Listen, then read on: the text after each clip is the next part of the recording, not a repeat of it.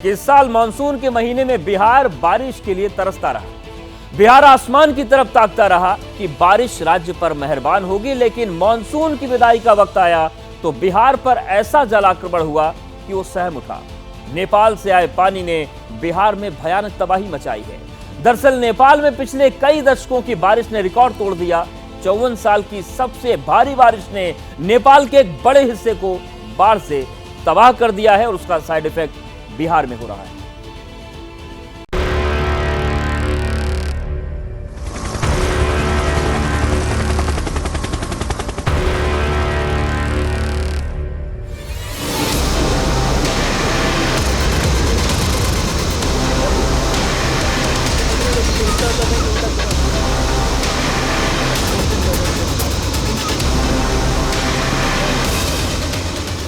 पिछले 50 साल की सबसे भयानक बाढ़ से कांप उठा है हिंदुस्तान का पड़ोसी मुल्क नेपाल।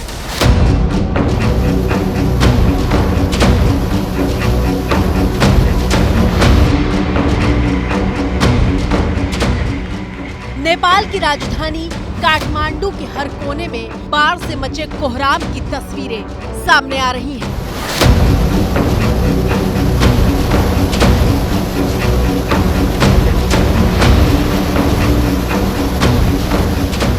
आपकी स्क्रीन पर मौजूद इस तस्वीर को देखिए।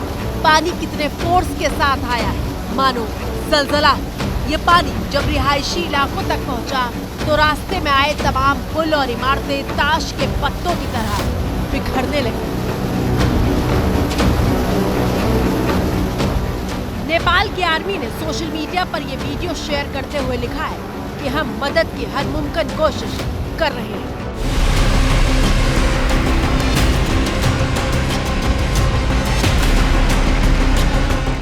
बागमती नदी है, जो बागमती नदी में कल बाढ़ आया बारिश की वजह से, और इसी बाढ़ की वजह से पूरा काठमांडू का हर शहर हर एरिया एक तरह से कहा जाए तो बाढ़ से प्रभावित हो गई थी। ये बाढ़ तो आता था पहले, लेकिन इतना बाढ़ नहीं आता था। कल एक दिन सिर्फ बाढ़ आया या क्या स्थिति था? एक दिन बाढ़ आया, लेकिन पूरा हलचल होता।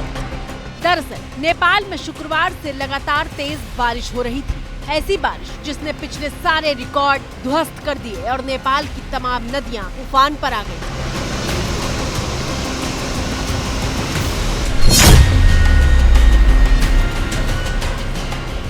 काठमांडू में बहने वाली बागमती नदी खतरे के निशान से 7 फीट ऊपर तक बह रही थी। शनिवार से ही नेशनल हाईवे ब्लॉक है। लोगों तक राहत पहुंचाने में मुश्किल पेश आ रही है।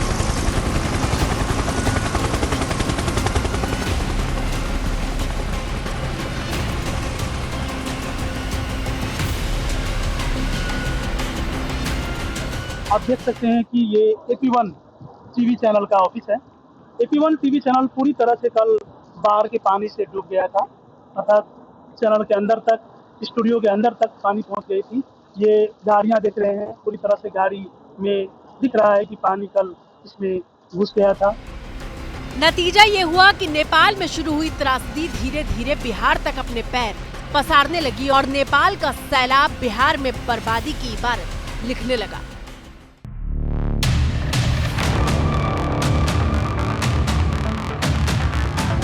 सैलाब जब अचानक दस्तक देता है और आंख के सामने आशियाना उजड़ जाता है तो कैसी तकलीफ होती है उसे आप अब सुनाई देने जा रही अगली आवाज से समझ पाएंगे। शासन प्रशासन से गुहार लगाए कि यहाँ के लोग जान बचाने के लिए आतुर,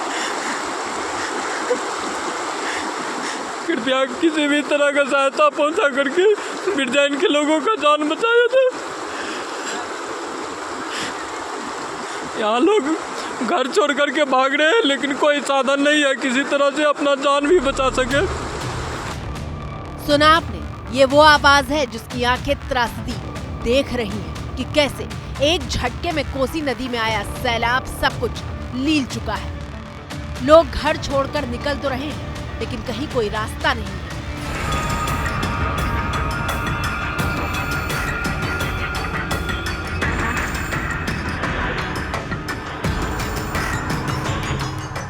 सड़क किनारे बचा कुचा सामान लेकर किसी तरह दिन गुजार रहे हैं। बिहार के अररिया से आई तस्वीर को देखिए, आधे से ज्यादा स्कूल बाढ़ के पानी में समा चुका है। ये देखिए कि इस स्कूल को देख के आप अंदाजा लगा सकते हैं कि इस स्कूल का जो ग्राउंड फ्लोर है लगभग आधा डूबा हुआ है।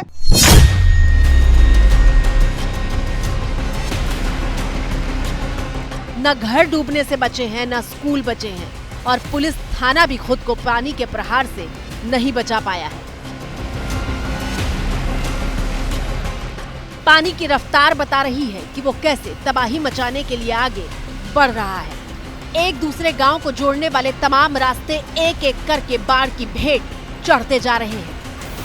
ये देखिए रतवाल और चकनी वाला जो रोजवटिया वाला बांध है वो टूट गया है, बहुत रफ्तार से पानी है। अब चलिए यहाँ आपको ये समझाने की कोशिश करते हैं कि नेपाल में आई त्रासदी ने कैसे बिहार में ट्रिपल अटैक किया है। 50 सालों की भयानक बारिश के बाद पहले नेपाल में बाढ़ आई। बिहार का मैदानी इलाका नेपाल से सटा हुआ है और कोसी, गंडक, बागमती समेत कई नदियां नेपाल की ओर से बहकर बिहार में आती हैं। इस बार नेपाल में भयानक बाढ़ आई तो 3 नदियां उफान पर आई। जब गंडक नदी में पानी पहुंचा तो गंडक नदी के उफान ने पश्चिमी चंपारण, पूर्वी चंपारण और गोपालगंज में तबाही मचाई। गंडक के साथ बागमती नदी में बाढ़ आई और बागमती अपने साथ सीतामढ़ी, मधुबनी, शिवहर और मुजफ्फरपुर के लिए बर्बादी की कहानी बनकर आई।